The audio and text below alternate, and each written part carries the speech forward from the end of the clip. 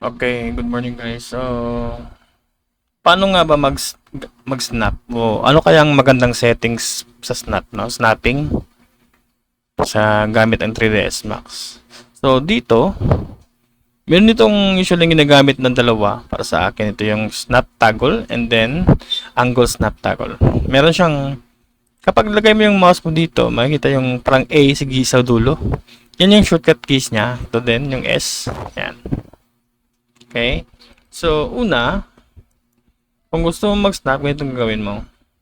For example, no, gagaya ako ng rectangle. So, hindi siya nag-snap, no? So, once na i-click ko to, mag-snap siya. Yan. So, paano nung naging nagka-snap, no? So, ang gawin natin, check na dito, right-click natin to. May nalabas na itong settings. Dati, so, sa first na pag-open mo, lahat ito naka-check. Ganyan. So, kapag kasi lahat naka-check yan, yung mga grid lines dito na sa background, ganito, G, mag-snap din yan. Yan o. Yan o, nag-snap siya. So, hindi maganda. So, i-clear ko siya, tapos piliin ko na yung gusto ko. So, sa modeling, para sa akin itong edge, midpoint, tsaka endpoint lang. Ganyan. Pull off ko muna. Okay? So, sa option naman, kasi parati akong nag-frozen ng object, kagaya ng AutoCAD drawings na nilagay, na-import ko sa Max. So, kailangan ko talaga naka-check to. It's not to frozen object. Okay? And then, wag mo lang, so, ito yung standard niya, so hindi ko na kailangan galawin to. Ito din, make sure nyo naka-check to. Kasi, kapag hindi naka-check yan, ito yung purpose niyan. So, hindi mo siya kapag snap ka, ganyan siya, yan o. Hindi mo siya magamit yung Y tsaka X axis o kaya yung Z axis. Kapag try ko activate ko. Kapag na-activate to, nagiging all siya, yan o. Yan. Hindi mo siya pwede mong ganyan. Yan. Random talaga. So, kailangan talaga ito. So, kung ano yung napili mo, ganyan, dyan lang siya. Yan. Yan. Okay? So, kailangan ka-check to. So, tayo yung sample tayo ng isa. So, box. For example, gusto kong gawin to. I mean, mag-snap. So, habang nakapili to, make sure sa keyboard nyo naka-press yung S. Click ko yan, lalabas yung mga yellow na markings. Yung parang highlight yan. Yan. Tapos drag ko lang siya ganyan. Yung height kasi niya random eh. Yan. So, pero pwede mo naman just later on parang ganito.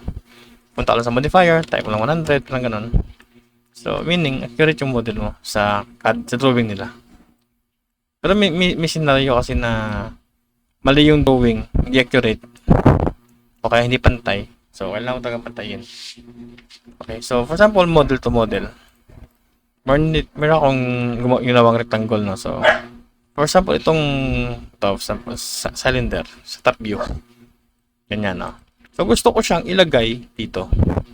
So, kasi yung kanyang gizmo, nasa baba ilalim niya.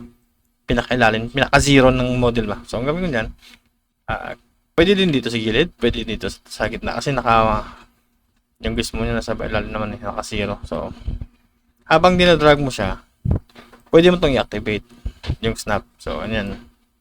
Press mo lang yung S. Mag-snap yun siya yan. Yan. Pwede mo off, pwede mo on. Yan siya. And then, kung gusto mo siyang gawing center, ito, i-on mo lang i-S mo lang yung snap toggle, and then, yan, stop lang siya sa center, sa point. Yan. So, naka-center siya dito. So, gusto ko siya ilagay sa center. Pero make sure ninyo na ang gizmo nasa center dito kagaya na sinabi ko kanina. Click ko yan. So, yan, center siya. Type ko para mas madali. Yan. You know.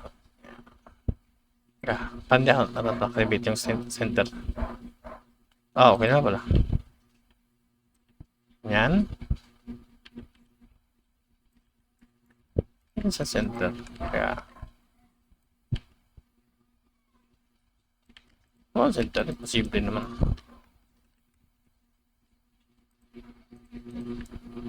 So, kung kapag hindi siya mag-function, so ito ang gagawin natin. Click ko to. Ito pala. Steady ko lang nilabas to. Tapos click ko yan. Parang i-align nyo ba? center, saka alisin mo lang yung z-axis kasi bali siya mag-center dito yung model mo sa model na isa. Ganyan. Pero dapat mag-snap yan eh.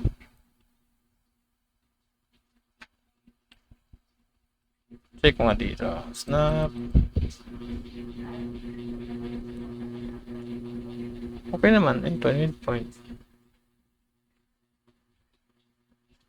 Pero hindi ito eh. Natin. Mag-center siya eh.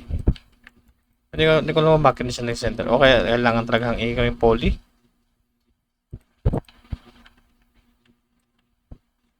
Ano lang yung center? Simple naman.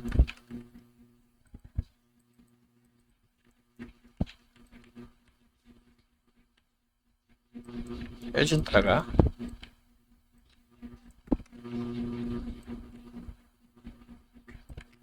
Oh? Sure. Kahit ito? Okay, mali ata sa settings ko dito. Wala siguro to. Ito. Vertex siguro to. Yan, tama. Vertex nga. Hindi yung kanina, yung ito. Sorry, hindi to. Ito dapat, vertex pala. Okay. Kaya pa nag-center eh. Kaya dito. Yan, center na siya. Yan. Yan. So, hopefully, meron kayong tutunan dito sa basic na paano gawin yung snapping sa 3ds Max. So, hanggang sa muli. Paalam. Bye-bye.